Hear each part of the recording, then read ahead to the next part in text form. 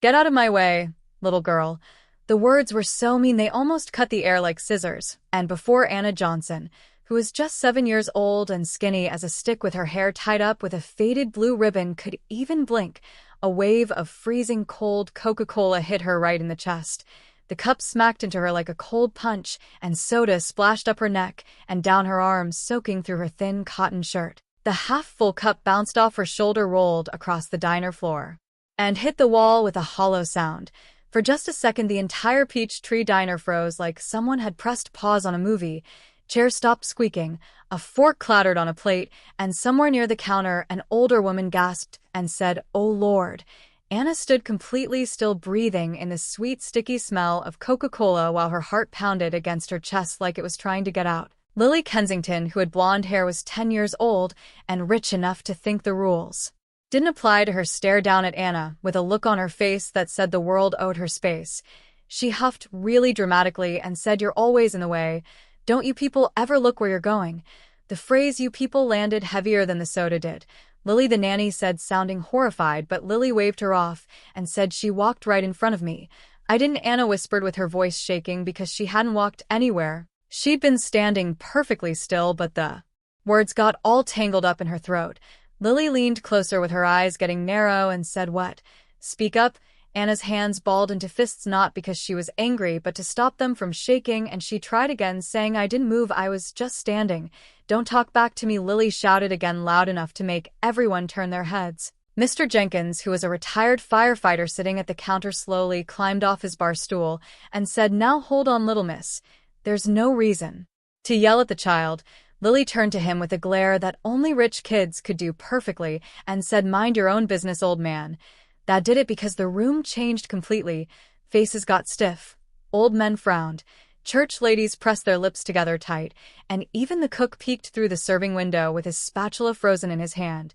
But Lily didn't seem to notice the change at all. She lifted her chin high up in the air, and her ponytail swung like the tail of a really smug cat. Anna breathed in slowly, trying her hardest not to cry, because she remembered her mother's lesson from last night. When someone tries to crush you, breathe. That's step one. Always breathe. So she breathed, all shaky and small, but it was real. Behind her, footsteps came closer, steady and sharp and controlled. Anna said, her mother's calm voice, "Baby, are you hurt?" Anna turned around, and there was Marissa Johnson, who was 38 years old and used to be a Taekwondo champion, but now worked as a tired diner waitress. She stood close with her jaw tight and her eyes soft and her hands already reaching out to check Anna's shoulders. "It's okay, Mama," Anna whispered, but her lips were shaking.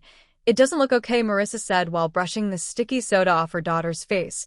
Lily made a scoffing sound and said, "Oh, please, it's just soda." If she wasn't standing in the middle of everything, she wasn't. Marissa cut in, and her tone was still calm, but too calm, like the kind of calm that adults use right before a storm hits.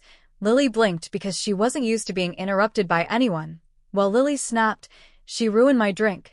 "She ruined your drink," Mr. Jenkins barked out a laugh so loud the whole diner shook. Before Lily could argue again, Marissa stepped fully between her daughter and the Kensington child. It wasn't mean, but it was protective and purposeful, like the way someone stands when they know exactly how to shield another person's body. "Ma'am," the nanny stammered to Marissa, "I am so sorry," but Lily shoved the nanny's hand away and said, "Don't apologize for me." The tension in the room snapped tight like a rubber band about to break. "Hey," Anna whispered, tugging her mother's hand. "Mama, it's okay. Let's just clean up." But it wasn't okay. Not anymore, because from the corner booth an elderly woman spoke up and said, "That girl needs to be taught some manners." Another man said, "If that were my kid, I'd have her apologizing so fast her head would spin." Everyone quiet, Lily shouted, but she was losing control of the room. Anna, who was trembling, tried to step backward, but her foot slid on the spilled soda and her balance wobbled, and she almost fell. Without even thinking about it, she shifted her weight the way her mother had taught her, pivoting her foot inward with her knees soft and her hips lined upright, and she didn't fall. Lily noticed this and said, "What was that? You think you're some kind of karate kid?" Anna didn't answer and just lowered her eyes, trying to breathe again. Marissa placed a hand on her daughter's back, steady and warm, and said, "She practices Taekwondo for discipline and for confidence, not for fighting." "I wasn't talking to you," Lily snapped, and then she made a big mistake because she stepped forward too close and too fast. Lily, the nanny, warned, but it was too late. Anna didn't move really. She only shifted just like her mother had taught her, just enough to avoid Lily's sudden shove. Lily's own speed betrayed her, and she stumbled forward, slipped on the spilled soda, and wham, hit the floor hard on her elbows. The entire diner gasped all at once. Lily shrieked and yelled, "She hit me, she hit me." "I did not," Anna cried out, feeling horrified. "I didn't touch you at all." "She moved on purpose," Lily wailed, screaming even louder now. "She tripped me on purpose." "That's not what happened," Mr. Jenkins said really firmly. "No, ma'am," the church lady added. "We all saw it." "You tripped yourself," someone else said. The nanny's face went completely pale, and she tried helping Lily up, but Lily slapped her hand away, looking furious and embarrassed. Then the diner door swung open hard, and a tall security guard walked in. Behind him, a second SUV had pulled up outside, and a man in a dark gray suit stepped inside. It was Richard Kensington himself, Lily's father, who was a millionaire real estate man that the news couldn't stop talking about. His eyes immediately fell on Lily crying on the floor, and he demanded what happened. "Why is my daughter hurt?" The room got stiff and tense. The nanny froze in place. Lily pointed a shaking finger right at Anna and said, "She attacked me." Anna felt every single heartbeat echo loudly in her ears. Marissa wrapped an arm around her daughter and said, "She didn't. Your daughter fell."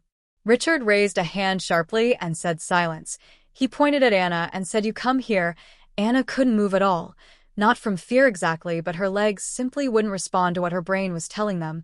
Marissa stepped forward and said, "She's not going anywhere." "You let my daughter fall," Richard barked at her. "No," Anna whispered. "I didn't do anything." "Enough," he snapped loudly. The diner crowd started murmuring angrily, because lines had been crossed now. "Too many lines." Mr. Jenkins stood up again and said, "Sir, with all due respect." "No," Richard cut in. "If a child put her hands on Lily, she didn't." Half the diner shouted all at once. Then a small voice from the back of the room said, "I recorded everything." When that single voice rose from the back of the diner saying, "I recorded everything," the entire story changed completely. Moments like this remind us why truth matters and why courage, even from the quietest person in the room, can shift the balance of justice. Everyone turned around to look, and a teenage busboy held up his phone, shaking slightly, and said, "I got the whole thing on video." Richard's eyes got narrow, and suddenly, for the first time that morning, Lily looked afraid. Not embarrassed and not angry, but actually afraid. Anna wiped her cheek with the back of her sticky hand and whispered, "Mama, are we in trouble?" Marissa placed her hands on her daughter's shoulders with her voice steady as stone and said, "Not today, baby. Today the truth is finally on our side." For a moment nobody moved at all. The diner air felt thick enough to chew, all heavy with tension and syrup and the sticky scent of spilled Coca-Cola. Richard Kensington's gaze cut across the room like a searchlight sweeping over dark water, landing sharply on the trembling teenage busboy who was holding his phone up in the air. The boy, whose name was Luis, looked like he wanted to disappear completely into his apron. "You recorded what exactly?" Richard demanded, with his voice low, but edged with the tone that grown men use when they're used to being obeyed. Luis swallowed hard and said, "The whole thing, sir." "Come here," Richard ordered, but Luis didn't move an inch. Mr. Jenkins spoke up from the counter and said, "Leave the boy alone. He hasn't done anything wrong." Richard shot him a look cold enough to freeze glass and said, "I will handle my daughter's safety however I see fit." "And we'll handle a lie however we see fit," said one of the church ladies, folding her arms across her chest. The room murmured in agreement with her. Marissa stepped forward just enough for her shoulder to shield Anna again and said, "He has the right to record in public spaces." Richard ignored her completely, with his eyes locked on Anna, who was small and sticky and trembling, and something like irritation twisted across his face, as if the idea of his daughter being challenged, even by a child, offended him deeply. "Show me," he demanded again. Luis looked at Marissa, then at Anna, then at the room filled with watching faces. Middle-aged and elderly and working-class people from Atlanta who knew exactly what they'd witnessed. "Hurry up," Richard snapped impatiently. Luis finally took a few shaky steps forward and held out the phone with both hands like it was something really fragile. Richard snatched it from him and pressed play, and the diner fell completely silent. On the screen you could see Lily shoving and Lily shouting and Lily trying to grab Anna, and then Lily slipping on her own spilled drink. There was no way to twist the truth because it sat right there in perfect digital clarity. No hit and no push and no attack, just the truth exactly as it happened.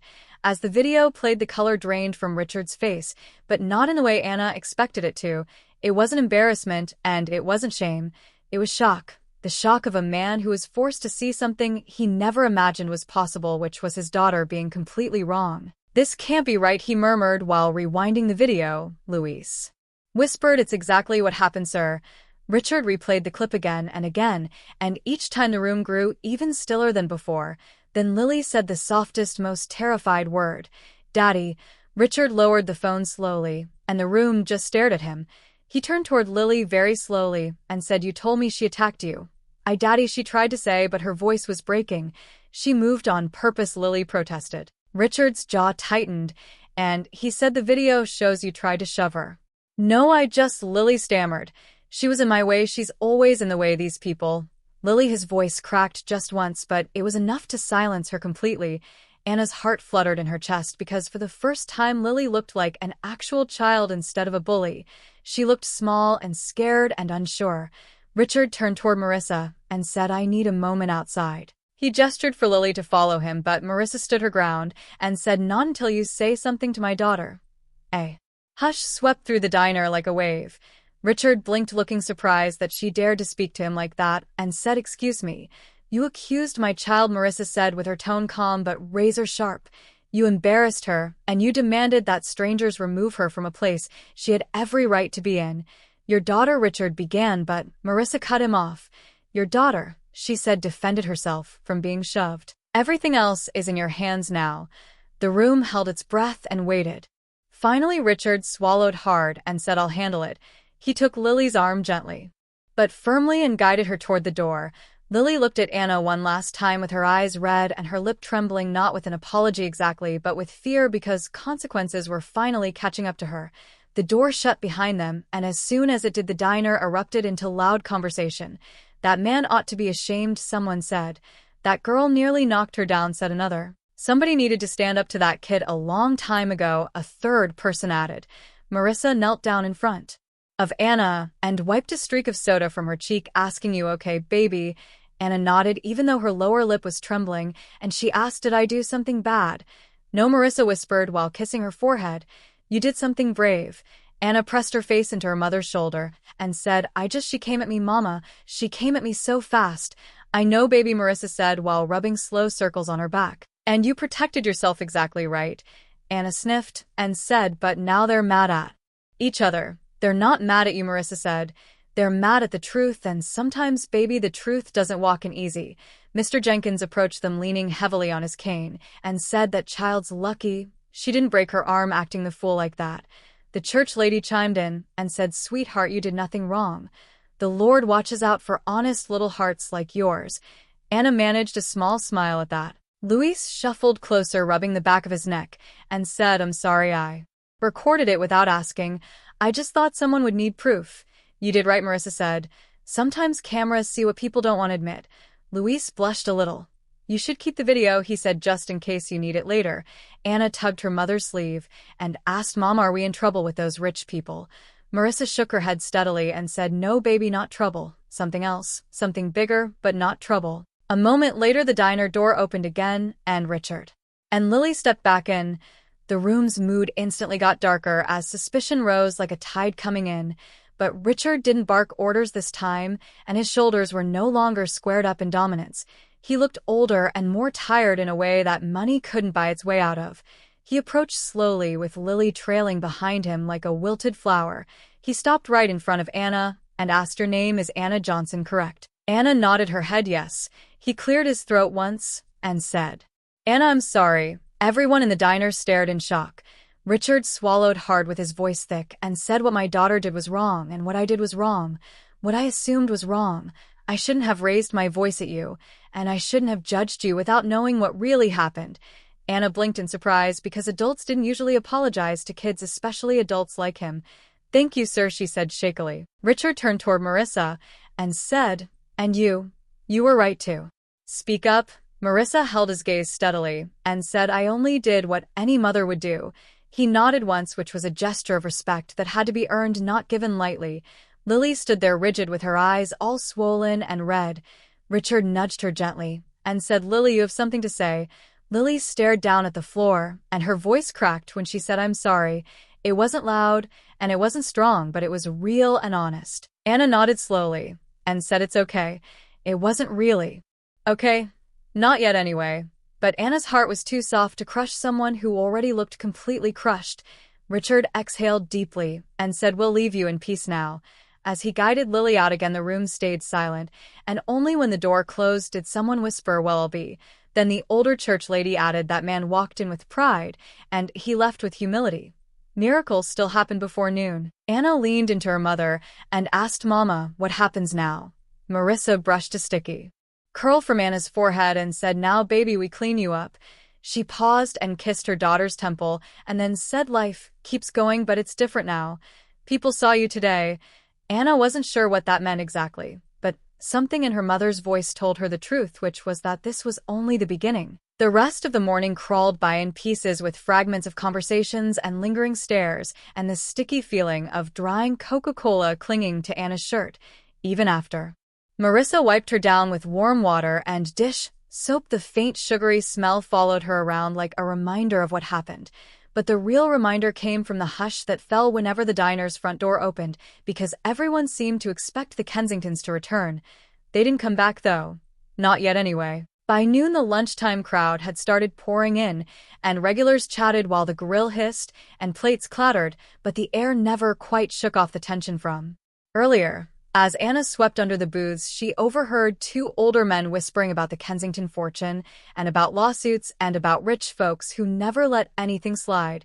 Marissa caught the worried crease in her daughter's brow and placed a calming hand on her shoulder. "Anna," she said with her voice steady, "baby, don't listen to everything you hear. Folks like to stir the pot and make things sound worse than they are." "But Mama," Anna whispered, "what if they're mad at us? What if they come back and yell again?" Marissa crouched down to meet her daughter eye to eye and said, "You stood your ground. You told the truth, and the truth doesn't break just because someone doesn't like it." Anna nodded, even though the knot in her stomach held tight. Outside, the sun climbed higher in the sky, turning the street into a shimmering sheet of heat. A bus rumbled by loud enough to shake the windows. Anna kept sweeping and pushing dust and crumbs into a neat little pile the way her mother taught her. Small tasks done well, done quietly, done with pride. But her quiet didn't last very long, because the diner door opened again, this time softly without the heavy stomp of a wealthy entrance. The man who stepped inside wasn't a Kensington security guard or a customer. He wore a brown delivery uniform with his cap pulled low and sweat darkening the fabric on his shirt. "Package for Marissa Johnson," he called out. Marissa blinked with surprise cutting through her exhaustion and said, "That's me." He handed her a small envelope. Not a box and not flowers, just an envelope that was white and thick and sealed with gold foil along the flap. Anna watched her mother's expression shift as she read the fancy letters printed on it. Kensington Foundation. The whole diner seemed to inhale, at once leaning forward without truly moving. The delivery man shrugged and said, "They told me it's urgent." Marissa thanked him and waited for the door to close before she sat down in the nearest booth. Her hands, which were usually so steady, hesitated before she broke the seal. Anna slid into the booth beside her with her small fingers curling against her mother's sleeve. Inside the envelope was a letter on heavy paper with elegant handwriting and a business card. Marissa read silently, while Anna waited with her heart thudding. Finally, Marissa exhaled and handed Anna the business card first. On it was a name written in careful print. Richard Kensington, chairman of the Kensington Foundation, with a direct phone line. Anna blinked and asked, "Why would he give you this?" Marissa unfolded the letter, and it began with, "My name is Richard Kensington, and after our meeting this morning, I feel like I need to address what happened, not as a businessman, but as a father." The letter went on, and it wasn't offensive or angry, but thoughtful and apologetic and concerned. It said, "I failed to teach my daughter compassion. I failed to give her boundaries, and today I saw the consequences of that failure. Your child showed strength and control, and my own daughter did not." Several customers stood close enough to read her expression, though not the actual letter itself, and even the cook leaned out of the serving window, eyeing the envelope like it might leap up and explain itself. Marissa read on, and the letter said, "I would like to invite you to a private meeting at the Kensington Foundation offices, not for trouble and not for formality, but simply to understand what happened. to acknowledge the truth and to make sure something like this never happens again. Anna tugged the edge of the letter and asked Mama, "Do we have to go?" Marissa folded the paper neatly and said, "He's asking baby, not telling us." "Is he still mad?" Anna asked. "No," Marissa said carefully. "He's shaken, and that's different." Scared? Anna asked. "Maybe a little," Marissa admitted. "You think he's going to yell again?" Anna asked. Marissa smiled softly and said, "Not if he knows what's good for him." Her attempt at humor made Anna giggle a little, and the tension loosened like the first breath after a scary dream. But the truth remained that the invitation wasn't simple, and it wasn't small. When people like Richard Kensington asked for meetings, they didn't do it lightly. Mr. Jenkins approached the booth leaning heavily on his cane and asked, "So, what's the big man want now?" Marissa tapped the letter and said, "A conversation." "Sounds like he's scared of getting sued," Jenkins muttered. Anna frowned, looking confused, and asked, "What sued?" "Adult problems, sweetheart," Marissa said gently while rubbing her back. The busboy Louis stepped close and asked, "Is it safe?" "I mean, those folks look at the world completely different than we do." Marissa nodded slowly and said, "That's exactly why I need to go, to make sure they see my child the right way." Anna's stomach fluttered again with fear and curiosity and something in between. The church lady placed a hand over her heart and said, "Child, you tell that man exactly what happened. Don't let him talk circles around you, because big money folks know how to twist words." But Marissa shook her head and said, "I'm not going to fight him." "What then?" the lady asked. "I'm going to tell the truth," Marissa said steadily, "and let the truth do the rest." Later that afternoon, Anna helped her mother refill the sugar containers on all the tables. She moved slower than usual, because she was distracted by the memory of Lily's mean glare and her shriek when she hit the floor, and the way her father defended her without even questioning anything first. "Do rich families always act like that?" Anna finally asked. Marissa sighed and said, "Some do, but not all. People are people no matter how much money they have. Some are kind and some are not. Some are lost and some are learning." Anna fussed with the blue ribbon in her hair and asked, "Am I in trouble if we go meet him?" "No, baby," Marissa said while kissing her head. "You didn't do anything wrong at all. You showed control, and that matters more than you know." Anna hesitated and then said, "Mama, when Lily came at me, my body moved by itself." "That's your training, baby," Marissa said.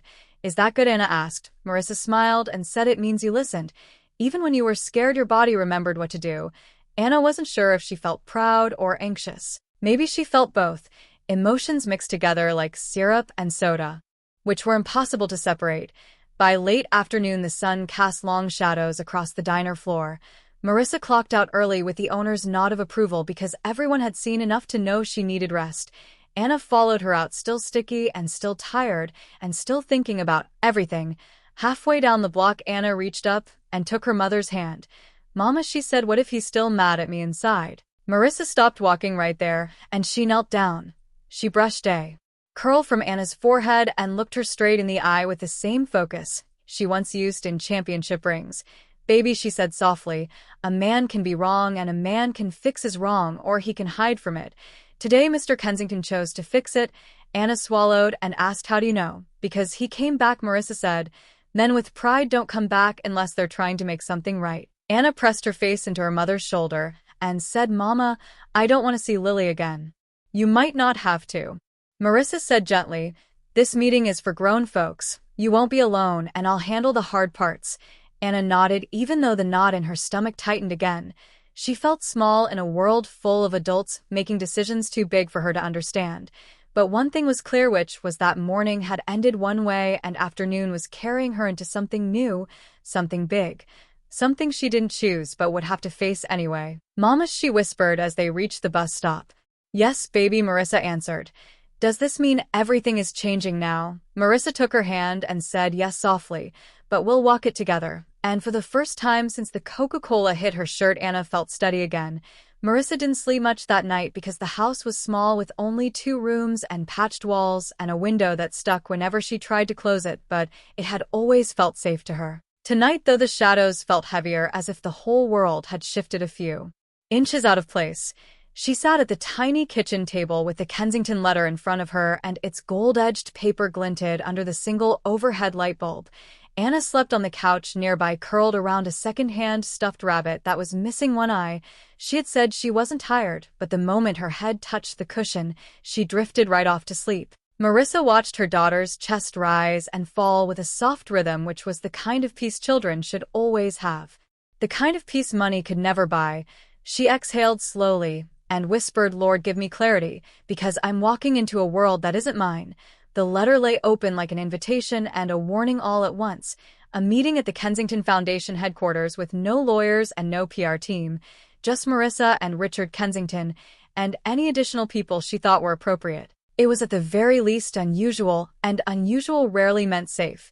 By morning, Marissa had made up her mind. She would go not for herself, but because the world needed to see that her daughter wasn't someone they could shove aside, because truth should never bow its head to wealth. When the sun rose, she woke Anna with gentle strokes on her back. "Time to get up, baby," she said softly. Anna blinked groggily and asked Mama, "Do we have to go today?" "No," Marissa said softly, "but we should." Anna sat up slowly, rubbing her eyes, and asked, "What do we say to him?" "The truth," Marissa answered. "Only the truth." Anna swallowed. "And asked, will Lily be there?" "I don't know," Marissa admitted, "but I'll be with you always." The bus ride into downtown Atlanta was long and rattling, filled with morning people going to work and older ladies dressed for church, even on weekdays. A man in a Braves cap offered Anna a butterscotch candy, which she accepted shyly. The murmurs around them were familiar, with people talking about news and weather and aches and grandkids. It was all so ordinary and so steady. Anna squeezed her mother's hand tightly and said, "These people feel safe." "That's because they're like us," Marissa replied. The bus rumbled past the Peachtree Diner, which was quiet now because the morning rush hadn't started yet. Then it passed storefronts and murals and brick buildings that seemed too tired to stand. But as they turned into Midtown, the scenery changed completely. Glass towers rose like giants. Cars got quieter and sleeker. People walked faster and spoke sharper and dressed cleaner. Everything felt foreign and strange. At last the bus stopped in front of a curved white building with fountains spraying into the air like sheets of morning mist. Its glass doors gleamed in the sunlight, and the sign above read the Kensington Foundation Community Leadership. Anna frowned and said, "Mama, it doesn't look like a place with compassion." Marissa's lips twitched, and she said, "Buildings don't tell the truth. People do." They walked inside, and the lobby swallowed them in silence. A cold, echoing hush. The floor sparkled like diamonds. The ceiling arched so high it looked like it had borrowed space from the sky. Receptionists in crisp navy uniforms sat behind stone desks, typing with hands that never hesitated or paused. A woman approached with a welcoming but guarded smile. "Mrs. Johnson and Anna?" she asked. "Yes," Marissa answered. "Mr. Kensington is expecting you," the woman said. "Please follow me." They walked down a long corridor lined with portraits of Richard shaking hands with politicians, cutting ribbons, handing scholarships to children, attending charity events and press conferences. His face was always calm and in charge and almost saintly in every picture. But those portraits meant nothing to Anna because she tugged on her mother's sleeve and said, "Mama, look." At the end of the hall, standing awkwardly near a water cooler, was Lily. She wore a pale pink dress, and her hair was neatly brushed, but her face was drained of all color, and her eyes were ringed in soft red. When she saw Anna, she flinched, just slightly, like someone getting ready for a memory they didn't want to relive. Anna stopped walking, and so did Marissa. The receptionist hesitated, unsure if she should say something. Lily stepped forward and said, "Anna," her voice covered in nervousness, "I didn't sleep last night." Anna blinked, unsure whether to step back or stay still. "My dad," Lily continued, while twisting her hands together. "He said I had to think about what I did." "You did?" Anna said quietly. Lily nodded quickly and said, "I know. I know I did." There was a pause, and then Lily swallowed hard and said, "I'm sorry. Not the kind of sorry where my dad told me to say it. I'm sorry because I didn't think about how you felt. I just got mad, and I'm used to getting what I want. And that's not good." "That's not good," Anna agreed. "I know," Lily said. "I know that now." Anna hesitated, and then unexpectedly she asked, "Are you scared?" Lily looked down and said, "Yeah. I was scared too," Anna whispered, "when you yelled at me." Lily nodded slowly, taking in the words as if they were more weight than her shoulders were used to carrying. Marissa watched them, saying nothing, because sometimes the best lessons weren't taught by parents. They were learned between children in quiet, trembling truths. A deep voice echoed from the office door. "Girls." Richard Kensington stepped out dressed in another perfect suit, but his expression was not polished. Not today. Today he looked like someone who had spent the night thinking about a truth he didn't want to see. "Mrs. Johnson," he said, meeting Marissa's eyes. Thank you for coming. Marissa nodded and said, we're here to listen. Richard's gaze shifted to Anna, and he said, Anna, I want to apologize again, and I want to understand exactly what happened. Not to defend Lily, but to fix this. Anna nodded slowly. Richard gestured toward his office and said, come in, please. Inside the space felt too large and too bright and too quiet. Floor-to-ceiling windows showed the city spread beneath them like a mosaic. Anna felt small, but Marissa's hand on her shoulder grounded her and made her feel safe. They sat down and Richard folded his hands. He said, I grew up thinking discipline was something you taught through rules and limits and punishment, but I see now that compassion should have come first. You showed more control yesterday than my daughter did. And his cheeks warmed up because she didn't know if she should say thank you or stay quiet. Richard continued and said, your mother told me you practiced taekwondo. Anna nodded and said, Mama used to be a champion. Marissa coughed lightly and said, a local champion. Still, Richard said softly, that kind of training takes discipline, and I want that for Lily. A long silence stretched across the room. You want my daughter to teach yours? Marissa asked, sounding half surprised and half amused. No, he said gently, I want Lily to see your daughter. Really see her as someone she can learn from. Anna's eyes widened in surprise, and Lily looked stunned too. Richard sighed and said, we cannot fix yesterday with a single apology, but we can start something better if you're willing. Anna looked at her mother, and Marissa looked at her daughter. Mama, Anna whispered. Yes, baby, Marissa said. Is this the part where everything changes? Anna asked. Marissa squeezed her hand and said yes, but change doesn't have to be scary. Then she turned to Richard and said, well, listen. Richard nodded, looking relieved, and said, then let's talk. Richard's office was too quiet in a way. Expensive rooms often were, with thick carpets and wide windows that swallowed sound. Anna sat on a leather chair that felt far too big for her, with her legs dangling and her shoes not touching the floor. She clutched the edge of her mother's sleeve with both hands, trying not to look terrified. On the other side of the desk, Richard clasped his fingers together, exhaled, and said, I want to understand everything from the beginning. Not the version adults tell, and not the version that makes me feel better. I want to hear what you saw and what you felt. Anna's chest tightened and she looked at Marissa for help. Marissa nodded and said, go on, baby, I'm right here. So Anna took a deep breath, just the way Mama had taught her. Slow in and slow out and steady. It was loud, she began.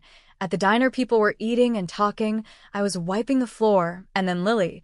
She glanced at the blonde girl sitting quietly beside her father. She was mad about something, but I don't know what. Lily dropped her eyes, looking ashamed, and then she yelled at me. Anna continued. I wasn't moving anywhere. I was standing perfectly still, and she said I was in her way, but I wasn't. Richard nodded, absorbing every word like a man counting up truths he never imagined he would need to count. And then the soda hit me, Anna whispered, and her fingers tightened around her mother's arm. It was so cold, really cold. She swallowed, and her voice got smaller. Everyone was looking at me, and I didn't know what to do. Marissa slid an arm around her shoulders, pulling her close. Richard's throat tightened visibly, and he asked, and when Lily tried to shove you? Anna looked at her hands and said, my body moved by itself. Mama taught me how to keep my balance. I didn't want to hurt her, I just didn't want to fall. Lily blinked hard, fighting back tears, and said, I didn't think she'd move like that. I didn't think she even knew anything. Richard corrected her softly and said, that's the problem, Lily. You didn't think. Lily winced at his words. Richard turned back to Anna and said, I watched that video many times last night, and I'll be honest, I felt ashamed. A man with my money and influence should raise a daughter who treats others with respect. Marissa raised an eyebrow and said, respect starts at home.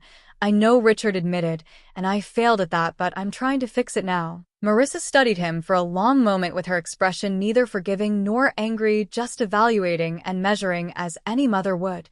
Then she spoke. Mr. Kensington, she began. Richard, he corrected quietly. All right, Richard, she continued. Before we go any further, I need something from you. He straightened up in his chair and said, anything. I need to hear you say my daughter didn't attack yours, Marissa said. I need to hear you say the truth plainly, with no reporters around and no fancy words. Just one father telling the truth to a child. Richard inhaled deeply, and then he turned fully to face Anna. Anna, he said gently, you did nothing wrong at all. You defended yourself, and you moved out of the way of someone trying to hurt you. You were brave and smart, and my daughter fell because of her own actions, not yours. Anna felt warmth bloom in her chest. Not pride exactly, but relief. The kind of relief that feels like air after being underwater too long. Lily looked at her father with her eyes wide and said, "Daddy." Richard put a hand on her shoulder and said, "This is what being responsible looks like, sweetheart. It's not punishment, it's truth." For a moment Lily didn't speak at all. Then she whispered, "I know." There was silence in the office, heavy but not painful, honest. Finally Richard leaned forward and said, "Mrs. Johnson, I'd like to make something right, or at least start to." Marissa raised a brow and said, "Which is?" "I'd like to offer Anna a scholarship," Richard said. Anna blinked in confusion and said, "A what?"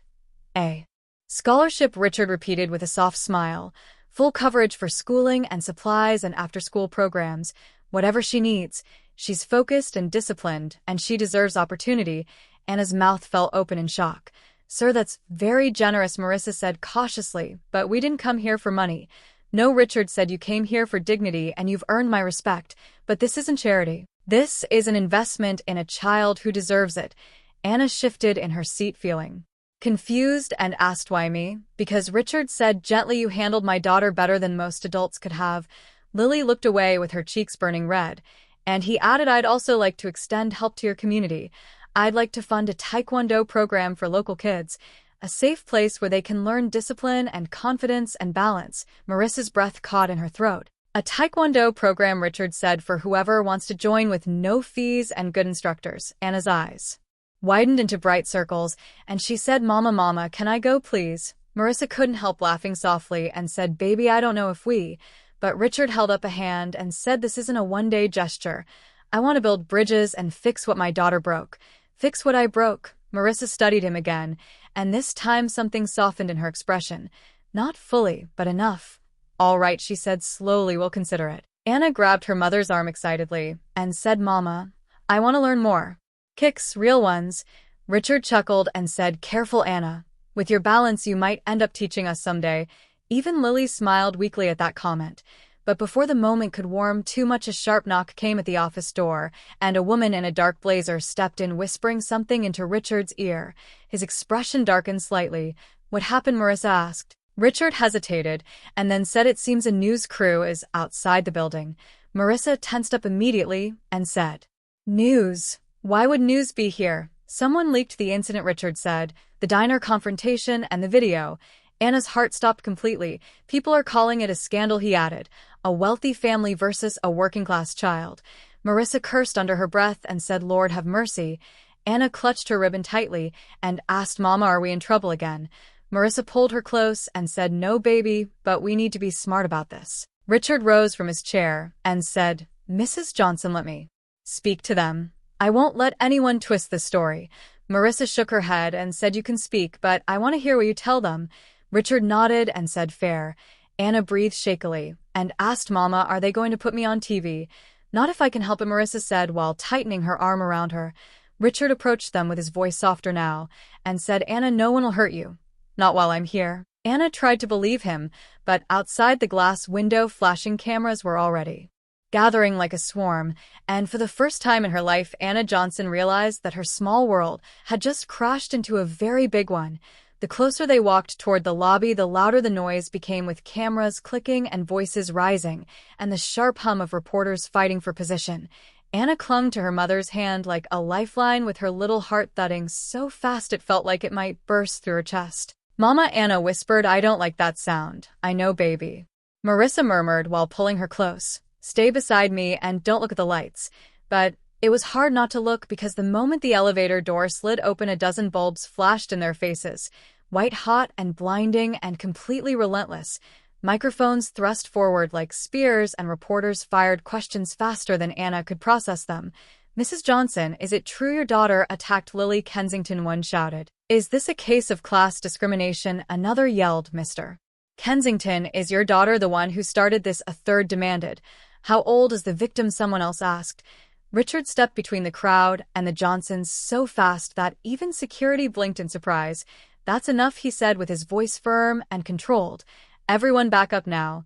But reporters were like waves, because they moved back only to surge forward again a moment later. "Mr. Kensington, sources claim your daughter pushed a 7-year-old child. Is it true there's video evidence? Did you threaten the Johnson family?" Richard raised his hand sharply and said, "I will address everything, but only if you give me space to speak." The noise died down to a low roar. Anna tried to stay behind her mother, but the swirl of movement made her shrink even further. She pressed her cheek against Marissa's hip, hiding from the relentless lights. Marissa bent slightly and whispered, "I'm right here, Anna. Just breathe like I taught you." Anna breathed, but barely. Richard stepped closer to the microphones and began. First, he said, "My daughter did not get attacked." Reporters stilled and started typing rapidly. In fact, he continued, "My daughter was the one who acted first. She shoved and yelled and threw an object at a child who was simply doing nothing wrong." Gasps and rapid typing followed his words, and the Johnson child, Richard said while glancing back at Anna, showed extraordinary control and restraint. She defended herself without harming anyone, and the video confirms this. A reporter raised a hand and asked, "Is that video being released?" Richard nodded and said, "We will release it ourselves in the interest of transparency." Another voice shouted out, "Is this a racial issue, Mr. Kensington?" Marissa tensed up and Anna's small fingers dug into her mother's shirt. Richard inhaled deeply and said, "This is an issue of behavior and privilege and responsibility. Nothing more. My daughter acted in a way that was completely unacceptable, and I, as her father, take full responsibility." That line broke through the crowd like lightning. Richard motioned for Marissa to step forward, but she stiffened. "I'd like Mrs. Johnson," he said, "to speak if she wishes." Marissa looked down at Anna and asked, "Can you let go for a second, baby?" Anna shook her head with her eyes wide with fear. Marissa smiled gently and said, "All right then, hold on tight." She faced the ocean of cameras with her voice steady even as her chest rose and fell faster than usual. "My daughter is 7 years old," she began. "She didn't go looking for trouble, and she didn't start anything. All she did was protect herself from someone bigger and older and meaner coming at her." Reporters scribbled and recorded and leaned closer. "I don't have money," Marissa continued, "and I don't have power, but I have something I won't let anyone take from me. The truth." A murmur rippled across the press line like wind through grass. "And the truth is," she said, "my child didn't deserve what happened to her." Anna felt her mother's hand tremble then, just slightly, because adults pretended to be strong, but children could always tell the difference. Richard stepped forward again and said, "I will speak with the board. The foundation will issue a public apology, and we will put in place programs to teach better behavior for all youth-related events under our name." But before he could continue, a reporter jabbed her microphone forward and asked, "Mr. Kensington, is Lily being punished?" Richard flinched. A tiny movement, but visible to anyone paying attention. He glanced at the upper floors where Lily was waiting with a counselor. "Yes," he said, "she is." "What kind of punishment?" another reporter shouted. Richard straightened and said, "Consequences that matter and conversations that should have happened long ago." The room erupted with more questions, but he raised his hand again and said, "Enough for today." Security began pushing reporters back gently, and the crowd reluctantly parted as the noise faded. Anna finally looked up from her mother's side, blinking against the lingering lights. "Mama," Anna asked, "did I do something wrong by coming here?" Marissa knelt beside her and said, "No, baby. You did something brave. You stood in front of the whole world and stayed true to who you are." Anna's lower lip quivered, and she said, "But they were so loud." "I know," Marissa said while pulling her daughter into her arms. "But loud doesn't mean right." Richard approached quietly, almost respectfully. He crouched slightly, so he would be closer to Anna's height. "Anna," he said, "you handled all of this better than most adults would." Anna shook her head and said, "I was scared." He nodded and said, "Being brave doesn't mean not being scared. It means doing the right thing anyway." There was a small pause, and then Anna asked softly, "Is Lily okay?"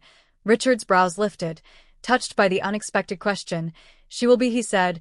"She's learning and she needs time." Anna nodded slowly and said, "I don't want her to be hurt." "I know, Anna," Richard whispered, "and that's why what you did yesterday mattered. You didn't hurt her. You protected yourself." Marissa rose, still holding Anna close, and asked, "So what now?" Richard exhaled and said, "Now we make sure this never happens again. At the diner and in the foundation and in my household." He motioned toward the exit and said, "Come, I'll have my driver take you home safely." But as they walked toward the glass doors, Anna paused. Outside, the world looked bigger than ever, full of tall towers and shiny cars and fast voices and cameras and strangers everywhere. She wasn't sure if she belonged in a world like this. But then she felt her mother's hand in hers, warm and solid and steady. Together they walked out, and the sunlight outside hit them like a promise, too bright and too honest to hide anything.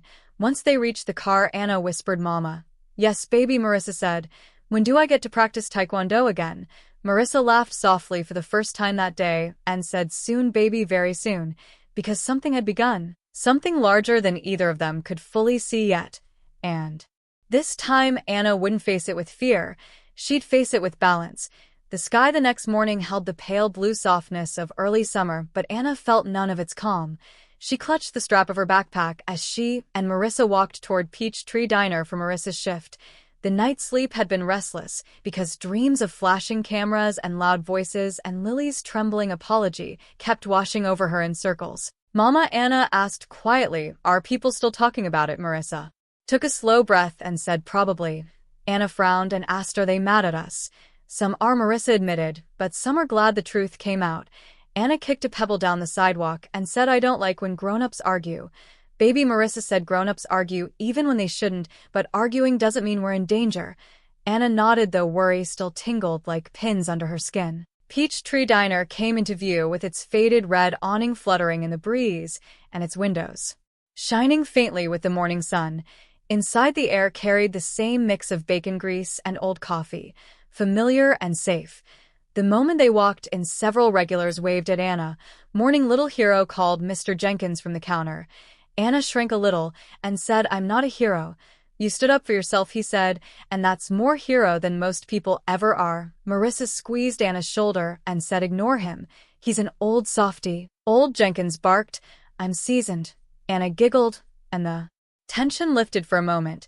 But as she wiped a table near the window, she noticed two women whispering and glancing at her, one with sympathy and the other with suspicion. She heard a few words, Kensington, lawsuit, that child. Her stomach tightened up. Not wanting Anna to hear more, Marissa ushered her back toward the kitchen and said, come help me wrap utensils. Anna followed obediently, but as she stacked silverware, her mind drifted. The news, the cameras, Lily crying in the hallway, Richard Kensington looking like the truth had struck him right in the chest. She thought it was over, but it wasn't, because grown-up things never ended as quickly as children hoped. Anna, Marissa said softly. You okay, baby? Anna shrugged and said, just thinking about what Marissa asked. About Lily, Anna whispered. She said sorry, and I think she meant it. But what if she hates me now? Marissa shook her head gently and said, people don't hate you for telling the truth. They hate what the truth reminds them about themselves. Before Anna could respond, the diner bell rang bright and cheerful in a way that felt out of place. A woman stepped in, tall and elegant in a navy blazer and heels that clicked like a clock. She scanned the diner, spotted Marissa, and walked straight toward her. Mrs. Johnson, the woman said. Marissa stiffened and said yes. I'm Miss Blake, the woman introduced herself. Operations Director for the Kensington Foundation. Anna froze in place. Miss Blake offered a polite but tight smile and said, I'm here with a message from Mr. Kensington. He would like you and Anna to attend the children's charity event today. Marissa blinked and said, today? Again. Yes, Miss Blake said. He believes it's important for transparency and healing within the community. Marissa folded her arms and said, or he wants to clean up his reputation. Miss Blake's expression didn't change at all, and she said, Mr. Kensington is attempting to fix what needs fixing, publicly and privately. Anna tugged her mother's sleeve and asked, Mama, are we going? Marissa knelt beside her and said, baby, this is your choice too. Anna hesitated, because the thought of going back near Lily made her stomach twist, but something else stirred too. Curiosity maybe, or a sense of unfinished business. After a long pause, Anna nodded and said, we should go. Marissa sighed and said, all right, but only if you stay with me the whole time. Miss Blake nodded approvingly and said, I'll send a car at noon. When she left, the diner erupted in whispers. You going back there? Someone asked. That rich man better behave, another said. That child shouldn't have to face that girl again, a third added. But Anna wasn't listening anymore. She stared out the window with her heart tapping fast against her ribs. She wasn't sure if she was ready, but sometimes bravery didn't ask permission. By noon, a sleek black sedan pulled up outside. Not an intimidating SUV like before. This one was smaller and quieter, almost humble. Marissa and Anna climbed in, and the car took them toward the Kensington estate again. The mansion gleamed in the sun with its white columns, tall and proud. The gardens behind it, where the event was being held, stretched wide with green lawns and fountains and trimmed hedges that looked like art. Children played games while adults mingled with glasses of iced tea. but the moment Anna stepped out, she felt eyes on her. Whispers floated in the air. That's her, the little girl from the video. Is that the Johnson child? Anna edged closer to her mother. Stay by me, baby, Marissa whispered. Richard spotted them from across the garden, and he excused himself from a group of donors and hurried over. Mrs. Johnson, Anna. Thank you for coming, he said. Marissa nodded politely and said, we're here. What did you need? Just your presence, Richard said, and a conversation later, if you'll allow it. Before they could reply, a familiar voice cut through the air. Anna. Anna turned sharply, and Lily stood a few feet away, but she looked different today. Her dress was simple. Her hair was tied back plainly with no jewelry and no makeup and no attitude. Her shoulders slumped like she was carrying something heavy. Marissa's posture stiffened and she said, stay behind me. But Anna shook her head gently and said, it's okay, Mama. She stepped forward and Lily's eyes filled with tears instantly. I'm glad you came, Lily said. Why? Anna asked softly. So I can say sorry again, Lily whispered. In front of people, not because Dad told me, but because I need to. Anna had no script for this kind of moment, and she fidgeted with her ribbon. Okay, she said. Lily took a shaky breath and said, I hurt you, I embarrassed you, I didn't think about how you felt. I just acted mean, and I don't want to be that girl anymore. Anna nodded and said, okay. Okay, what? Lily asked. Okay, I hear you, Anna said. It wasn't forgiveness. Exactly, but it wasn't rejection either, and for Lily that meant everything. Before either girl could say more, a group of children approached. One pointed at Anna and said, hey, aren't you the girl from the video? The one who flipped around like a ninja? Anna's cheeks heated up, and she said, I didn't flip, I just moved. That was cool, another kid said. Do it again. Marissa frowned and said, no performing tricks today. But Lily surprised everyone when she said quietly she didn't do it for fun. It wasn't a show, it wasn't a game. The crowd quieted, taken aback by her honesty. Anna looked at Lily with something close to gratitude. Then, unexpectedly, an elderly man approached with a kind smile. Young lady, he said to Anna, I'm proud of how you handled yourself. Balance is a rare thing in this world. Anna swallowed and said, thank you, sir. Marissa placed a hand on her daughter's back and asked, you okay? Anna nodded and said, I'm okay. But something tugged at her attention because a group of donors stood nearby talking in low voices. One of them, a sharp-eyed woman in pearls, glared at Anna with open dislike. Children like that don't belong at events like these, she whispered. Her friend shushed her, but it was too late. Anna's heart dipped. Marissa heard it too, and her jaw tightened. Richard overheard as well, and his expression darkened. He walked straight toward the woman, but Anna reached out and grabbed his sleeve. Don't, she whispered. Richard paused and asked why not. Because Mama says sometimes truth doesn't walk in easy, Anna said. It doesn't have to shout. Richard exhaled and said, your mother is a wise woman. Yet Anna said softly, she is. The garden around them buzzed with life. Children laughing, adults gossiping, sunlight shimmering across the fountains. But something had shifted, not resolved exactly. Anna could feel it, and somewhere deep inside she knew this was only the beginning of a larger journey. One that neither she nor Lily fully understood yet. The garden's calm didn't last long because events like this always looked peaceful from a distance, with children running through trimmed grass and waiters gliding around with trays of lemonade and donors talking about charity while checking their watches. But beneath the surface, every whisper and every glance and every half-smile carried weight, and Anna could feel all of it pressing down on her small shoulders. Mama, Anna murmured as she tightened her grip on Marissa's hand. Why do grown-ups stare so much? Marissa stroked her daughter's back and said, sometimes people stare when they don't understand. Sometimes they stare because they're curious, and sometimes, she paused, sometimes they stare because they think they know something they don't. Anna frowned and asked, do they know I didn't do anything wrong? Some do and some don't, Marissa said, but that's their problem, not yours. Anna nodded, though the knot in her stomach didn't loosen. Lily stood a few feet away, shifting awkwardly, because she wasn't used to being ignored, and now even kids who once followed her around like ducklings kept their distance. Her eyes darted from group to group, trying to find somewhere to belong. Anna felt a pinch of pity. Do you want to play? She asked Lily quietly. Lily blinked and said, you want me to? Anna shrugged and said, you look lonely. I thought you hated me, Lily whispered. I didn't say that, Anna answered softly.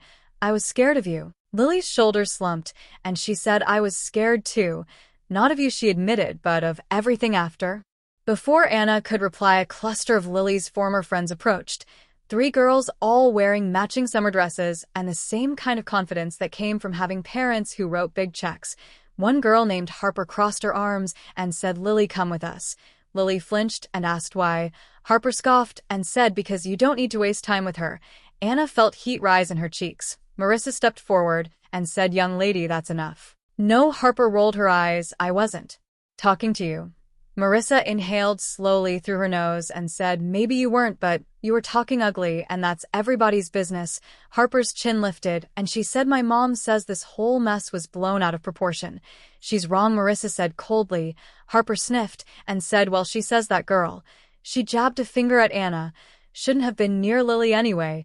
Something sharp twisted inside Anna's chest. Lily stepped forward and said, "Harper, stop. You're embarrassing yourself." Harper scoffed and said, defending her now, "You hit your head or something." "I told you," Lily said firmly. "I was the one who messed up." "Please," Harper laughed. "Everyone knows what really happened." "No," Lily snapped. "You don't." The other 2 girls exchanged looks, surprised and uncomfortable. Harper smirked and said, "Come on, Lily. Don't let them trick you. You're better than them." "Better than who?" Lily's voice hardened. "You know," Harper said. Her gaze slid to Anna. "Kids like that." Anna's stomach twisted. Everyone froze. Richard, who had been speaking with donors nearby, turned sharply, and his expression darkened the moment he saw the tension. Lily's face flushed bright red, not from embarrassment but from anger. "Harper," she said quietly, "if you say one more word like that, you're not my friend." "Your friend?" Harper laughed. "Honey, you don't have any friends right now." Something inside Lily shattered at that, and Anna saw it in her eyes. The same hurt she herself had felt in the diner, the sting of being embarrassed in front of others. Lily stepped back. Anna stepped forward without thinking. "Lily," she said, but Harper moved too. She nudged Lily's shoulder, pushing her aside like she weighed nothing. "Come on," Harper said to the other girls. "Let's go somewhere nicer." She started to turn away, and then she froze because Lily, who was overwhelmed and trembling, reached out to stop her, but her hand slipped on the grass, and she stumbled forward. Harper, who was startled, jerked her shoulder and collided directly into Anna. Anna didn't have time to think, only react. Her body turned sideways with her hips shifting with the instinct Mama drilled into her. Stay grounded and stay balanced. Harper's shove missed her center, and Anna's feet glided across the grass, absorbing the force. But Harper wasn't steady at all. She lost her footing with her shoes skidding on the damp lawn and fell backward onto the ground with a loud thud. Gasps rippled across the garden like a wave. She pushed her. One girl yelled. "No," the other girl said. She shoved. "That kid again," someone muttered. "Was that karate?" another person asked. A dozen adult voices erupted at once. Harper sat up, stunned, with grass clinging to her dress, and her face crumpled instantly. She burst into tears. "She pushed me," Harper sobbed. "She did it on purpose." Anna's heart lurched, and she said, "I didn't. She bumped into me." Marissa's voice boomed through the confusion, and she said, "My daughter didn't touch her." Richard was already striding toward them with his jaw clenched. "Everyone back up now," he commanded. But the garden was pure chaos. Kids huddled close. Adults whispered harshly. Donors exchanged worried glances. A small circle formed around Anna and Lily and Harper and Marissa and Richard. Harper's mother, who was an elegant woman in pearls, stormed forward. "What is happening?" she demanded. "Your daughter shoved mine," Marissa said sharply. "No," the woman snapped. "Your child knocked Harper down." "I didn't," Anna cried out. "I didn't touch her." "She lies," Harper moaned dramatically while clutching her elbow. "She does not lie," Lily yelled with her voice breaking.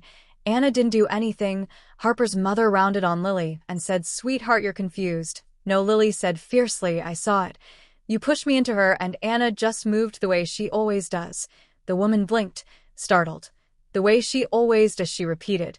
Lily nodded hard and said, "She didn't attack anyone. She never does. Stop blaming her."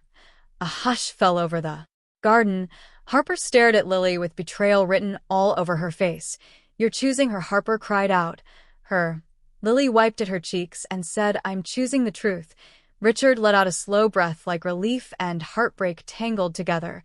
"Thank you, Lily," he said. Marissa wrapped an arm around Anna, holding her close. "Is she okay?" Anna whispered. "Yes, baby," Marissa murmured. "You did everything right." Harper's mother gathered her daughter and stormed off toward the mansion, muttering about lawsuits and bad influences and that diner girl. "She doesn't like me," Anna said softly. "She doesn't like anyone who tells the truth," Marissa replied. Richard crouched in front of Anna again and asked, "Are you hurt?" Anna shook her head no. "Good," he said, "because what you did wasn't wrong. It was controlled, and it was smart, and it was exactly what your mother taught you to do." Anna looked down and said, "But people got mad." Richard smiled sadly and said, "People get mad at the truth, Anna, not at lies. That's the world's mistake, not yours." Lily wiped her face with the back of her hand and said, "I'm sorry again." Anna nodded gently and said, "It's okay." But as she stood there surrounded by adults who didn't understand her and kids who feared her and a world suddenly too big, she felt a shift. This wasn't over. This was just another push, and she was learning step by step to stay on her feet. The ride home was quiet. Too quiet. Anna sat pressed against a car door with her forehead leaning on the cool glass, watching trees blur past with scattered houses and old storefronts and sun-faded billboards. But none of it reached her because her mind replayed the garden scene over and over like a scratched record. Harper crying, people yelling, voices blaming her again. She hadn't touched the girl, and she knew she hadn't, but the weight of accusation still clung to her like wet clothes. Beside her, Marissa watched her daughter in the reflection of the window with worry tightening her jaw. She reached over and gently tucked a curl behind Anna's ear. "You did good today," Marissa murmured. Anna didn't answer. The car turned down their street, which was a narrow lane lined with cracked pavement and mailboxes patched with duct tape, small houses and old porches, a world far from fountains and marble floors. When they stepped inside their little home, Anna trudged to the couch and dropped onto it without a word. The one-eyed stuffed rabbit fell onto her lap and she hugged it without thinking. Marissa knelt beside her and said, "Baby, tell Mama what's hurting." Anna stared at the floor and asked, "Why do they always think I hurt people?" Marissa cupped her chin gently and said, "Because they don't understand what they saw." But Lily understood. Anna whispered, "She told the truth." "She did," Marissa agreed softly, "and that means something." Anna shook her head and said, "But the other girl's mama, she looked at me like I was dangerous." Marissa's voice tightened, and she said, "That woman has her own problems, and none of them are yours." Anna's throat tightened, and she asked, "Mama, is it because I'm small or because we're not rich?" Marissa paused for just a moment, but it was enough. Then she kissed Anna's forehead and said, "People judge for all kinds of wrong reasons, but your worth doesn't shrink just because someone else can't see it." Anna nodded, though her eyes drifted away toward the little ribbon box on the shelf. It held the medals Marissa once won, and the ribbon she wore today, and scraps of her mother's old taekwondo uniform. Things that whispered strength and history, things that didn't feel like hers yet. "Can I go lie down?" Anna asked. "Of course," Marissa said softly. Anna slipped into her small bedroom and curled onto her bed and let the quiet settle around her. But quiet never stayed long. Barely 10 minutes later, the phone rang and Marissa answered in the kitchen. Her voice was calm at first, polite and clipped, but then Anna heard a sharp intake of breath. "What do you mean, complaint?" Marissa said. Anna sat up quickly, and she slid off her bed and crept to the doorway, listening as quietly as she could. "Yes, I understand," she filed one, Marissa said with her voice straining against anger. "What I want to know is what exactly," she claimed. There was a long pause. "No," Marissa said firmer. "Absolutely not. My daughter didn't start anything. There were witnesses, children and staff, and even Lily herself." Another pause. "I don't care how much money that woman has," Marissa snapped. "You will not treat this like my baby did something wrong." Anna's stomach twisted, a complaint against her. She pressed her small back against the wall and held her breath. Marissa's voice dropped low and controlled. "Officer, if you want to talk, you can come here, but you'd best come correct. I won't have you scaring my child over a lie." There was a final pause, and then Marissa hung up hard. Her hands braced against the counter with her shoulders shaking once, then steadying. She breathed deeply through her nose, gathering herself. Anna stepped into the kitchen and said, "Mama, who is that?" Marissa turned and her expression softened instantly, though worry still flickered in her eyes. "Baby, come here," she said. Anna approached slowly, and Marissa knelt and smoothed her daughter's hair. "That was a police officer," she said. "Harper's mother filed a complaint, a false one." Anna's breath caught, and she asked, "Is she mad at me?" "She's mad at the truth," Marissa said, "and she's trying to twist it to protect her pride." Anna clutched the stuffed rabbit in both hands and asked, "Are we in trouble?" "No," Marissa said firmly, wrapping her arms around her daughter. "No, baby, I won't let that happen." Anna leaned into her mother's shoulder and whispered, "But she said I pushed her." "I know," Marissa murmured. "People who are scared of Losing control will say anything to get it back. Anna whispered, I didn't touch her. And that's the truth we're holding on to, Marissa said. They sat there on the kitchen floor for a long moment breathing together. Then the phone rang again, and Marissa stiffened but forced herself to answer calmly. Hello, she said. Anna watched her mother's face shift to surprise, then relief, then gratitude. Oh, Richard, she said. Yes, we're home. Anna's eyes widened, and she crawled closer. Marissa continued listening.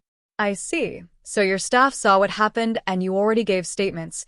Anna's heart thudded. More talking happened. A surprised laugh from Marissa, a sigh that sounded like tension melting. Thank you, she said finally. Yes, we'll be ready. She hung up and turned to Anna with a soft smile. That was Mr. Kensington, she said, and his shoulders lifted, and she asked, is everything okay? Yes, Marissa said, better than okay. He's already talked to the foundation staff, and several adults saw the whole thing. The complaint won't go anywhere. Anna exhaled loudly, almost collapsing into her mother's arms. Mama, I was so scared. I know, baby. Marissa held her tight. I know you were. Anna wiped her eyes and asked, did he say anything else? Marissa hesitated, then smiled, and said, he said he wants to come by tomorrow to talk, to help set things right for everyone. Anna blinked and asked, is Lily coming too? Maybe, Marissa said, if she's brave enough. Anna pressed her cheek against Marissa's shoulder and whispered, I hope she comes. Me too, baby, Marissa whispered back. Quiet came again.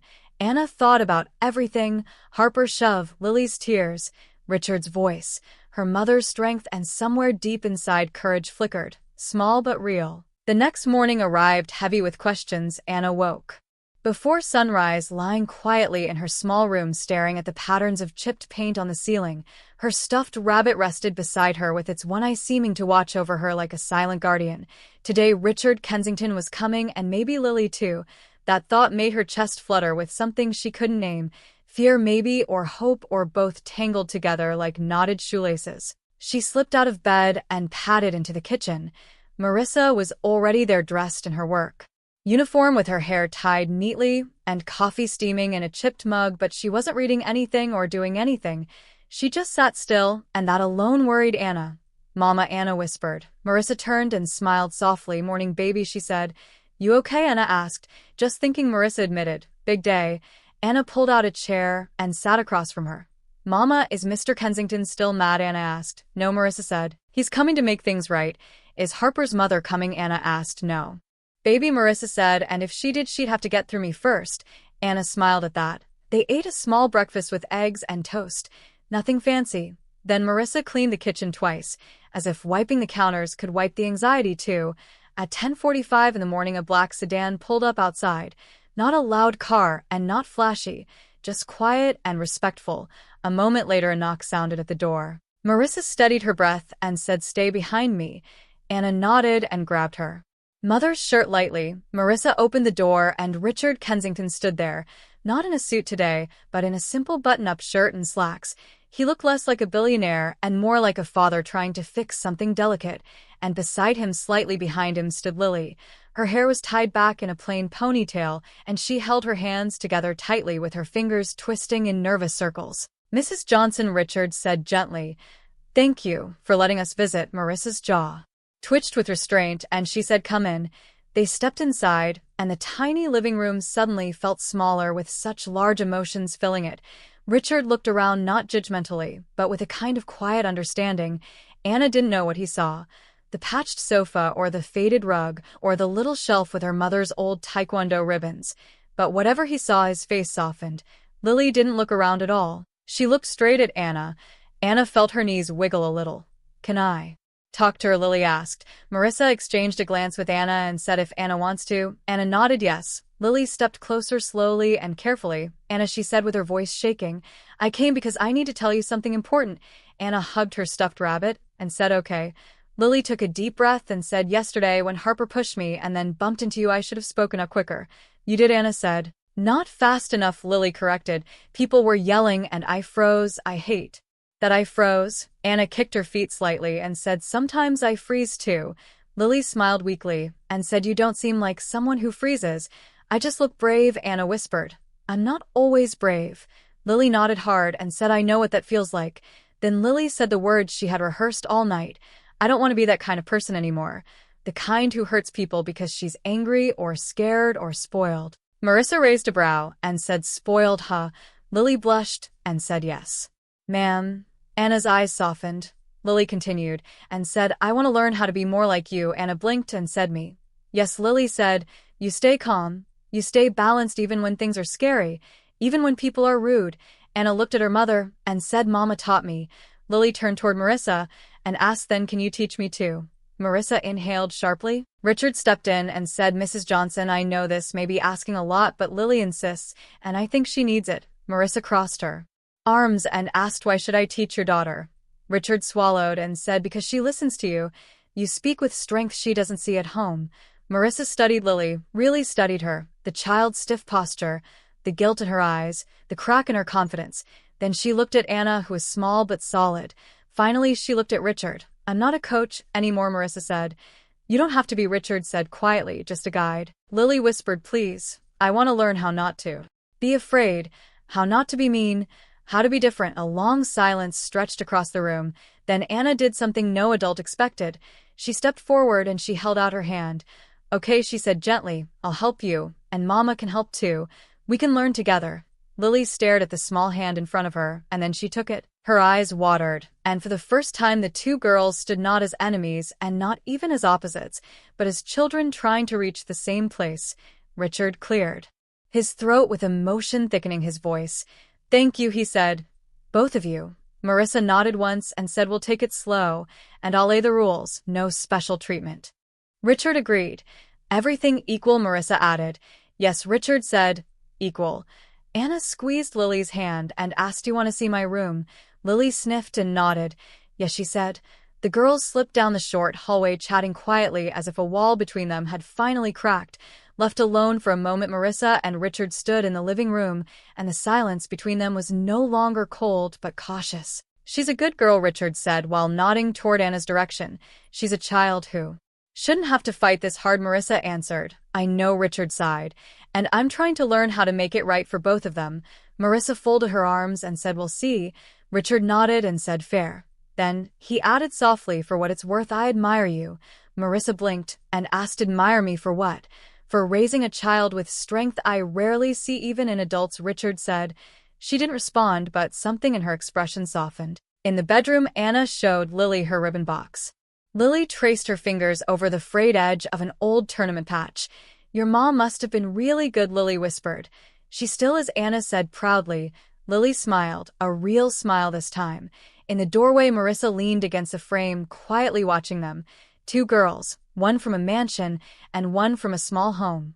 Both trying, both hurting, both learning, slowly and gently, the beginnings of something new. And Marissa whispered to herself, "Lord, maybe this is the start of healing." The afternoon sun filtered gently through the thin curtains in Anna's room, casting warm stripes across the carpet. The two girls sat side by side on the floor, with Anna cross-legged and Lily with her knees drawn nervously to her chest. Between them sat the ribbon box, open, with its contents neatly arranged like treasures in a museum display. Anna lifted an old patch shaped like a tiny kicking figure and said, "Mama got this one when she was 18. She kicked really fast." Lily smiled shyly and said, "I don't really know how to kick, not even a little." "That's okay," Anna said. "You can learn." Lily hesitated and asked, "What if I'm bad at it?" Anna shrugged and said, "Everyone's bad at something first." Lily rested her chin on her knees and said, "I don't think I've ever been taught anything without people yelling." Anna's head tipped slightly, and she said, "Yelling makes learning harder." "Yeah," Lily whispered, "it really does." Before Anna could respond, footsteps approached the bedroom doorway, and Marissa leaned against the frame with her arms folded. Her stance was calm but firm, the stance of a woman who had spent years learning balance, both physical and emotional. "Girls," she said, "we're going outside." Lily blinked and asked, "Outside for what?" "For your first lesson," Marissa answered. Anna's eyes lit up, and she asked, "Really? Today?" "Why wait?" Marissa said. "You start when the truth calls for it." The words hung in the air, soft but carrying weight. Outside, the small patch of backyard was bordered by a chain-link fence and a row of wild shrubs. The ground was uneven and the grass was patchy, but to Anna it was sacred space. It was where Mama had taught her stretches and balance drills and how to breathe properly when the world felt too big. Lily stepped onto the grass uncertainly and said, "I don't know what to do." You don't need to know anything today, Marissa said gently. Just listen and try. Lily nodded. Anna bounced on her feet and asked Mama, are we doing kicks first? No, Marissa said, we start with what matters most. She faced Lily and said, show me how you stand. Lily straightened quickly with her shoulders rising to her ears and her elbows tucked in awkwardly. She stood like someone bracing for scolding. Marissa nodded and said, thought so. She knelt down and tapped Lily's ankle lightly. Feet shoulder-width apart, she said. Lily moved them. Now Marissa continued, knees soft, not locked. Lily bent a little too much. No, not sitting, Marissa corrected with a faint smile. Just soften like you're ready to move, but not afraid to fall. Lily adjusted again. Good, Marissa said. Now shoulders down and hands open. Lily took a breath and settled her weight. Like this, she asked.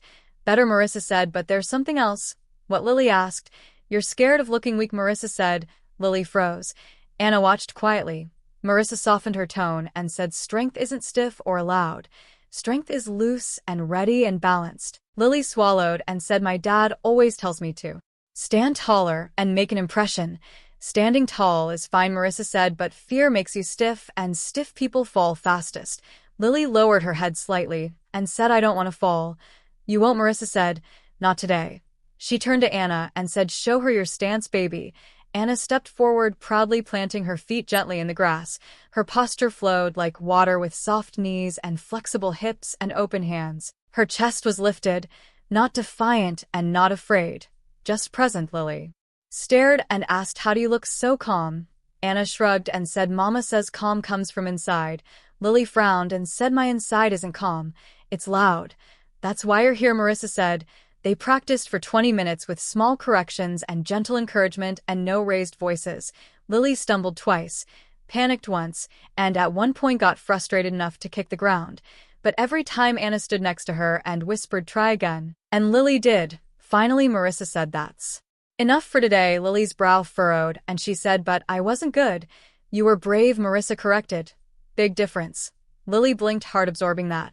When they walked back toward the porch, Richard sat quietly on the steps, and he had been watching the entire time, not intruding and not judging, just taking in every movement. Lily's eyes widened and she asked, Daddy, how long were you watching? Long enough, he said softly. She grew tense and asked, did I look stupid? Richard shook his head and said, no, sweetheart. You looked like someone trying. Lily bit her lip and said, trying isn't enough. Yes, Richard said firmly, it is. She blinked, unsure if she believed him. Richard then turned to Marissa and said, Mrs. Johnson, thank you. Marissa nodded and said, she did the work, not me. He shifted uncomfortably while clearing his throat. Still, he said, thank you.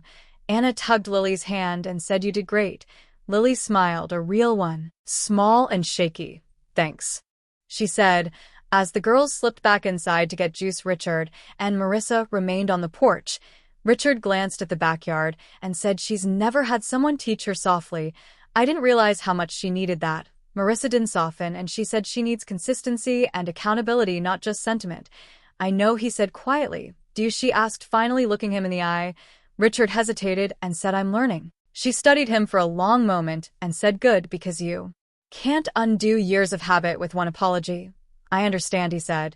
And you can't fix everything with money, Marissa added.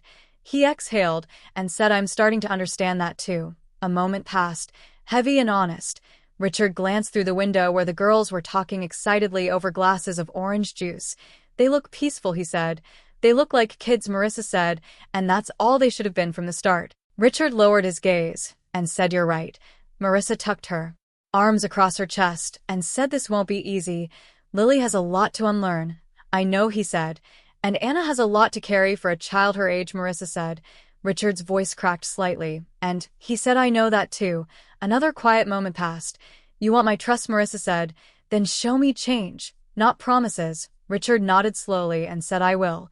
Inside, Anna laughed, a soft ringing sound that lifted the room. Lily laughed too, and for the first time the two girls laughed together, outside on the porch. Richard whispered something barely audible.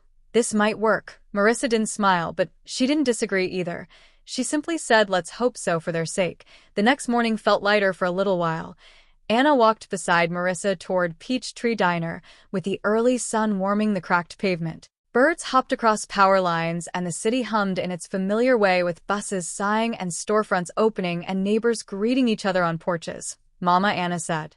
While skipping a little, "Do you think Lily will come again today?" Marissa chuckled and said baby training once doesn't mean training every day, but she liked it, Anna insisted. She was smiling. She was trying. Marissa corrected gently. "There's a difference, but we'll see."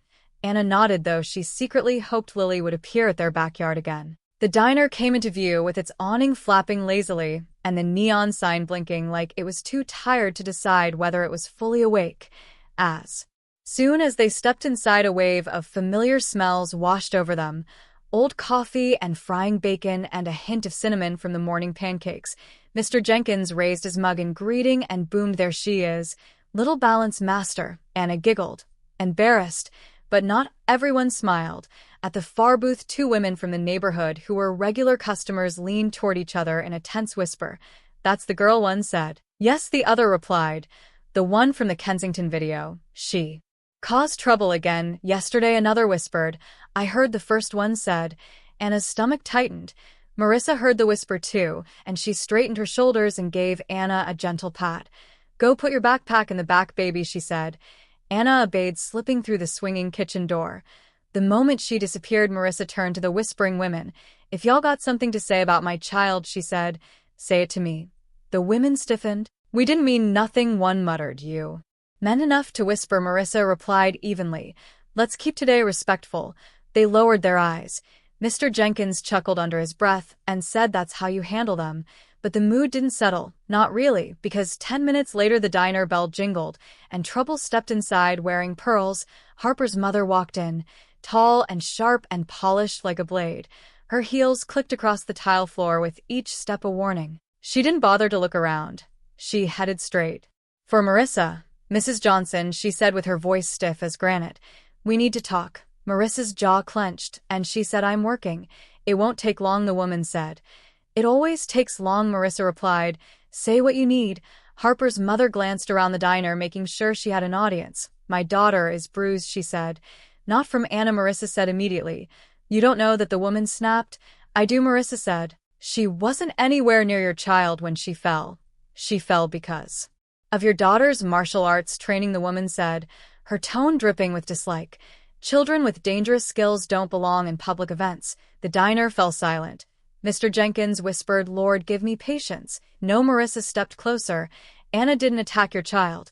You barged into that garden ready to blame someone, and when the truth didn't fit, you tried to twist it." The woman's lips tightened, and she said, "I filed a complaint, and I'm not withdrawing it." Marissa didn't flinch and said, "So I heard, and the officer told me how weak your complaint is." A faint flush crept up the woman's neck. "I'm not done," she said coldly. "I'm considering filing a civil claim for emotional distress and safety concerns, something the Kensingtons will take seriously." The room buzzed with murmurs. Marissa exhaled slowly and said, "Lady, you're barking up a tree with no branches." "I'm warning you," the woman said. "Keep your daughter away from mine." "Our daughters don't even play together," Marissa shot back. "Good," the woman said. "Let's keep it that way." But just then the diner bell jingled again, and Lily Kensington stepped inside. She froze when she saw Harper's mother, and Harper's mother froze too. Then her expression twisted with disbelief. "You brought yourself here," she said to Lily. Lily swallowed with her voice trembling. "I came to see Anna." Harper's mother scoffed and said, "To cause more trouble." "No," Lily said, "to keep telling the truth." The woman glared and said, "Little girl, you need to stay out of this." "No," Lily whispered. "I don't." Her hands trembled at her sides, but she stepped forward anyway. "My dad said I need to be responsible," Lily said. "So here I am." A long silence stretched through the diner. "My daughter is hurt because of yours," Harper's mother sneered. "No, she's not," Lily said, surprising even herself. "Harper tripped because she pushed me first, and Anna didn't even touch her." A few customers gasped. Harper's mother's eyes widened with fury crackling across her face. "Don't lie," she said. "I'm not lying," Lily cried out. "I told you. Yesterday I saw everything. Why won't you listen?" "Because you're confused," the woman snapped. "No," Lily said with her voice growing stronger. "I'm not confused. I've been confused for years about what's right and what's fair and what's kind." Her eyes welled up, but she continued, "But I'm not confused anymore." Anna stepped out from the kitchen doorway with her backpack slung over one shoulder. She had been watching silently and cautiously. Mama, Anna whispered, "Is she okay?" Marissa put an arm around her daughter and said, "She's doing what we started." Harper's mother turned to Lily with fury, shaking her words. "Your father will hear about this," she hissed. "Good," Lily said. "I want him to." A ripple of surprise washed through the diner. Then finally defeated, Harper's mother hissed under her breath, turned sharply, and stormed out the door with her heels cracking angrily against the tile. The diner stayed silent until the bells stopped jingling. Then Mr. Jenkins stood, raising his coffee mug like a preacher with a sermon. "Well," he said, "looks like the truth just walked in on its own 2 feet." A few customers chuckled. Anna approached Lily slowly and asked, "You okay?" Lily wiped her eyes and said, "I think so." "You were brave," Anna said.